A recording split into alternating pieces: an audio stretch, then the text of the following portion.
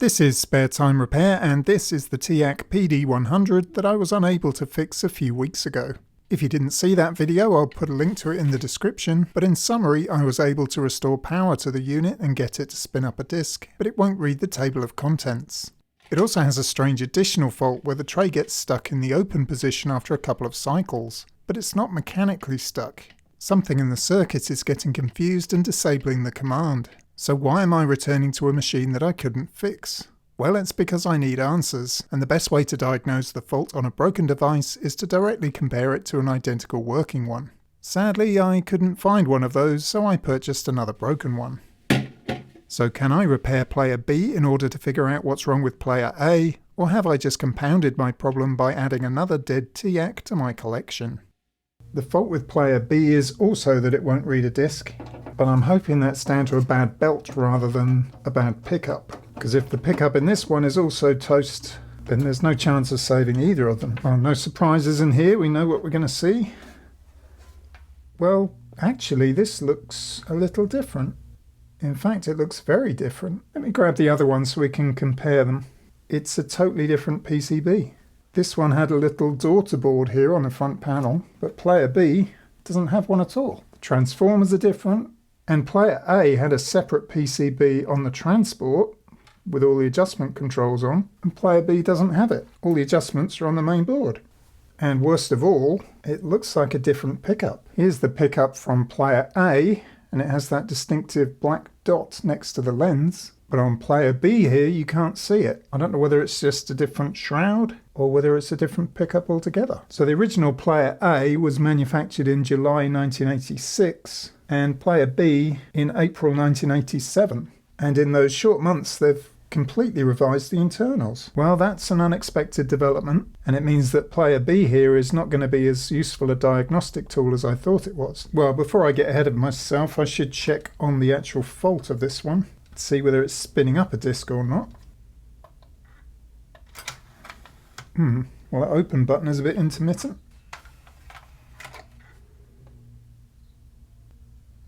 Well, no disk spin, but that could be down to the belt, because it seems a bit sluggish going in. Do we have laser output? Are you kidding me? This is terrible news. Well, I've not had a player with no laser output at all before, so this is looking pretty ominous. Well, the casing at least appears to be the same. It's got this same bracket on the bottom that the other one has. You do expect minor revisions during the life cycle of a product, but to change the whole PCB just seems bizarre.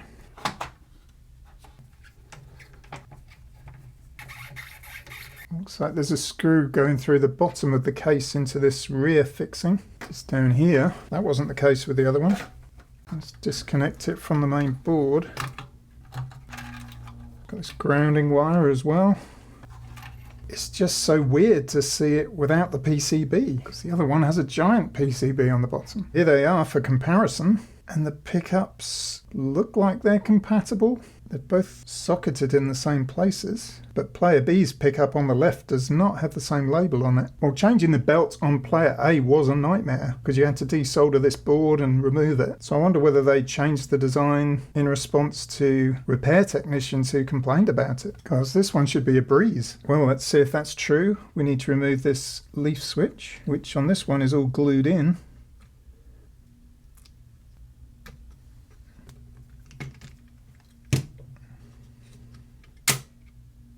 I am going to have to remove this motor. That's fine, I think I had to do that on the other one as well.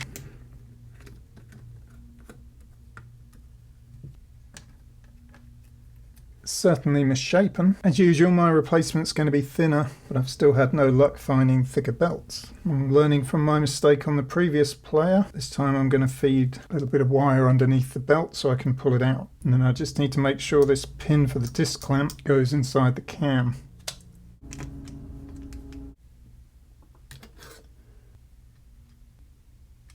Still not an easy belt change, but certainly easier than the other player. So let's refit the leaf switch. Before I clean it, I'm just going to check how bad the contacts are. Well, they're not terrible, but certainly need cleaning. That's not dirt. I think there was carbon on the contacts. That's better. Happy with that. Now this transport also has a limit switch for the sled, which is perfectly normal, but weirdly the other player doesn't. I'll show you that in a moment, but I'll just clean this one first. So you see in the transport for player A, there is no limit switch on the sled. This is where it is on the other one. It's nowhere to be seen. So I have no idea how it knows it's at the end of its travel. Maybe the motor just runs until it meets resistance, and that's how it knows it's in the home position. But I've not seen that in any other players. So let's compare these pickups, and I'm wearing an anti-static wristband. And the original one from player A is an MLP3A. Possibly originally made by Samsung, and player B's pickup just says D64, and it does look like they're compatible. The connectors have the same number of pins, but this is more than a simple revision. This is clearly made by somebody totally different. The components appear to be similar but have a different layout, and these capacitors have different values. The one from player A is a 47 microfarad. This is 100 microfarad. The two smaller ones are the same though, they're both 1 microfarad. Let's remove the covers.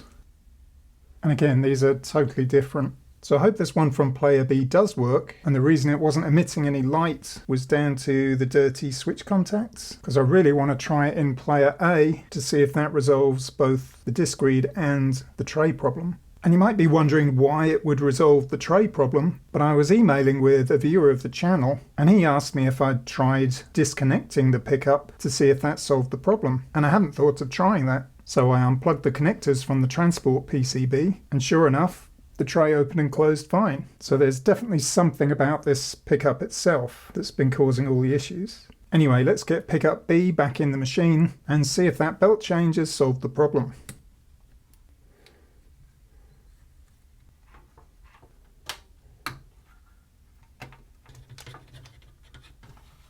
So let's see if we've got any life in this player.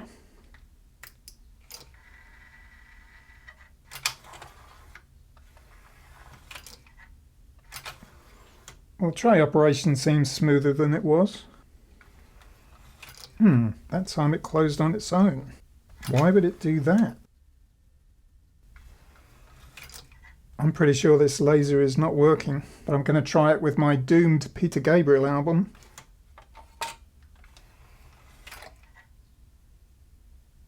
The laser's toast.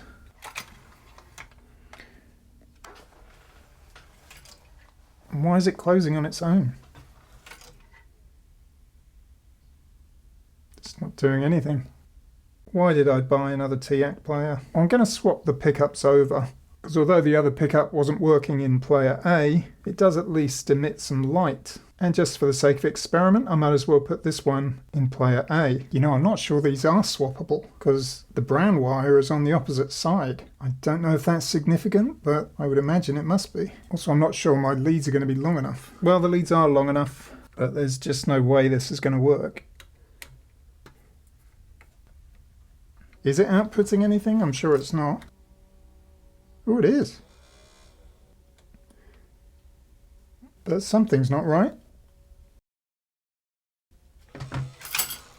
So it's looking like this pickup from player B has a dead laser diode, but there's a slim possibility that it's one of these components on the board. I got myself these Fnerzi LCR tweezers, which are supposed to be ideal for testing this kind of thing, but I have to say I haven't been impressed with them so far. They've given me some erratic readings, and I just don't really trust what they're telling me. Also, they seem to think everyone in the world is right-handed, but I'm afraid that doesn't include me. So if I want to use them in my preferred hand, I have to learn to read upside down. 1.2 microfarad for that one, that seems right. 953 nanofarads for that one. I think they're both within tolerance. But this is what I mean, the readings for this one are all over the place, and it should be 100 microfarad. Oh, hang on, it's reading it as a resistor. I have much more faith in my peak ESR meter, though it is much harder to probe. Well, maybe it is bad. I'm going to remove it. So out of circuit, the LCR tweezers say 3.3 millifarads. Well, maybe this is our problem. So this one from my spares bin is pretty much spot on. But what will the tweezers say?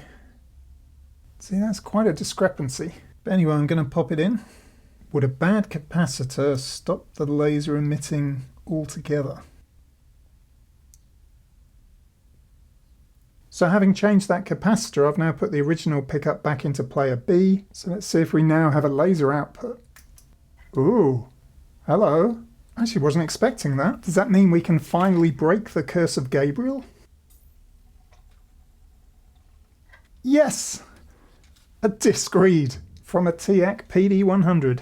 Come on, Peter, give us some sledgehammer.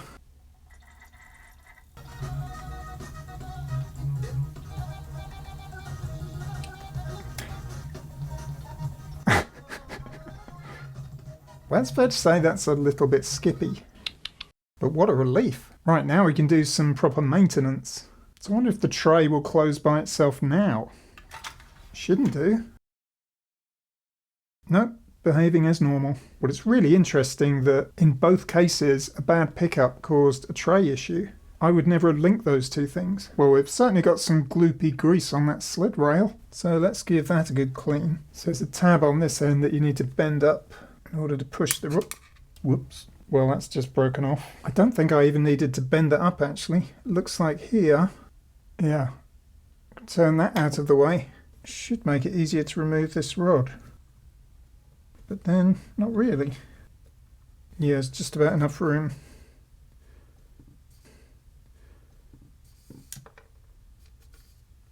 Well, I'll glue that piece back on if I can find it.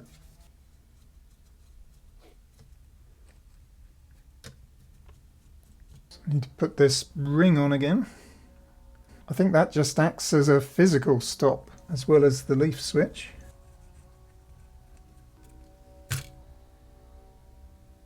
Well, I did find the broken piece, surprisingly.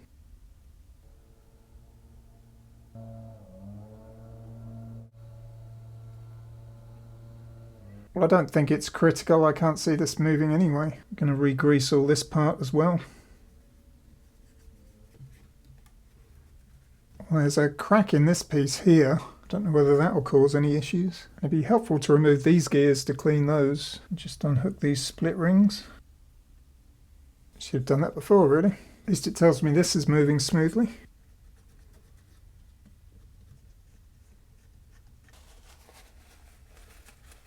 Just going to apply some of this synthetic grease.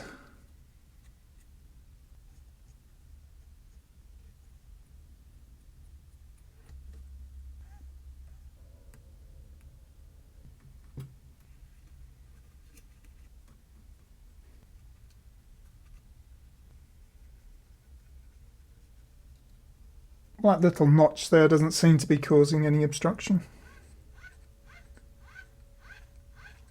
And finally, of course, a good lens clean. I found this optic cleaning fluid, which is specifically designed for lenses. But before I test the newly serviced transport, I'm going to give the front panel a good clean. I can't remember if this board is the same as the other one. I'll have to check my old footage for that. Well, here's the comparison, and yes, although all the switches and LEDs are naturally in the same place, everything else has been revised. Because this has membrane buttons, I probably shouldn't clean it under running water as I normally do, and I certainly don't want to peel up this sticker, so I think I'll just give it a surface wipe. Well, that's probably 39 years of grime. Cleaned up the tray as well, so let's get this PCB back in.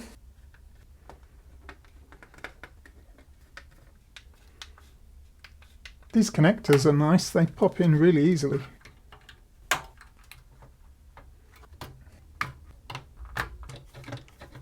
By the way, I love this board and how it's labelled. Disc motor driver, feed motor driver. I mean, it would make fault finding so much easier if all boards did this. Okay, have we resolved our skipping problem? No. Sounds like the tracking is off. We'll just clean the disc to rule that out. Oh, now it's not skipping.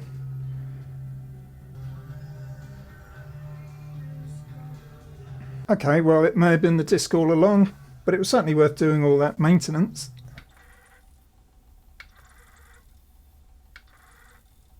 Well, finally, I think the curse of Gabriel has been broken. But now this pickup is working, let's transplant it into the other machine and see if it works there. Right, so the working pickup is now in player A, the original machine, and if they're not compatible, then I could conceivably damage it by trying it in this player, but I'm gonna do it anyway. Oh, well that's interesting. The tray's not closing, so even with the good pickup, there's something wrong with the circuitry. So I'm going to wind it in by hand.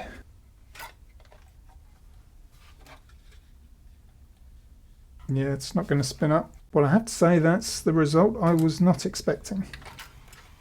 Well, I can't directly compare the chips as I was planning to do, because obviously they're different PCBs, and it could be that the good pickup isn't working because the wiring is different somehow. But I've disconnected it now, and with the pickup disconnected, there's no issue with the tray.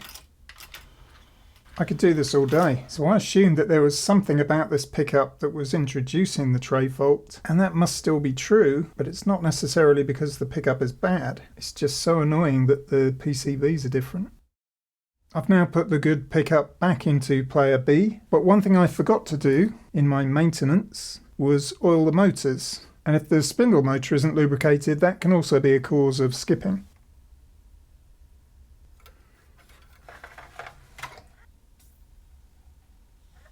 Well, the bottom of the tray was just catching on this lip here on the front panel. So I just hot glued a couple of steel washers to the base, and that will just raise the transport up a little bit. It's probably because these rubber shock mounts have lost a bit of form over the years and just allowed it to drop by a millimetre or two. I'm also not too happy about the new belt that I put in because it's so much thinner than the original one. And so I tried boiling the original one, and it's actually worked quite well. It's still not quite circular, but I think it's going to be good enough. So I'm going to put this back in and see if it still works. It may still be too slack. That might have been a mistake. While I've got this open, I'm going to oil the bottom of the spindle motor. There's a little hole here. Well, was it a mistake to change the belt back? The open close button needs servicing actually. It's a bit intermittent.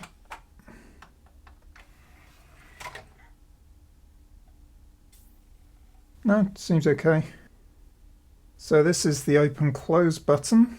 I should have checked these earlier really.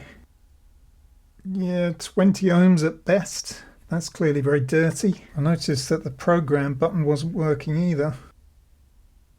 Yeah, that's in the kilo ohms. Well, everyone tells me it's a waste of time to spray contact cleaner in these.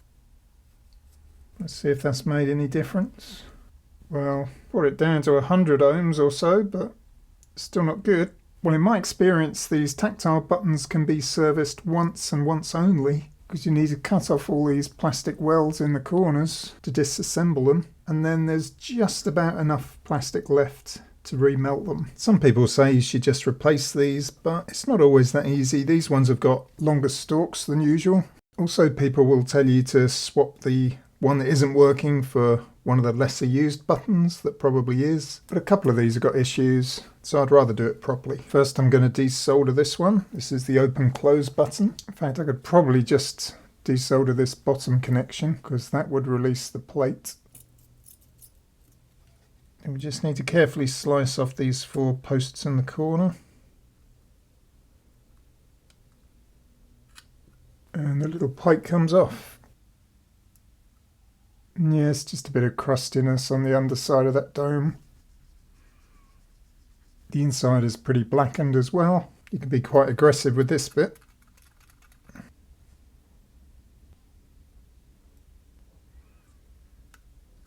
And there's just about enough plastic material left to remelt.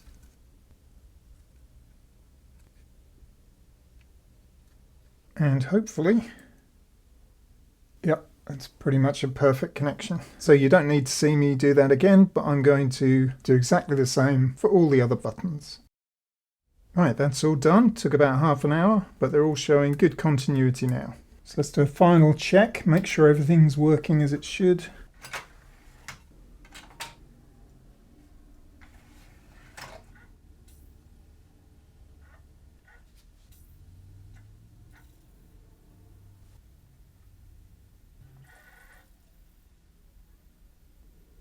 So as I run through all these buttons, you can see everything is working, including the program function, which was previously not doing anything.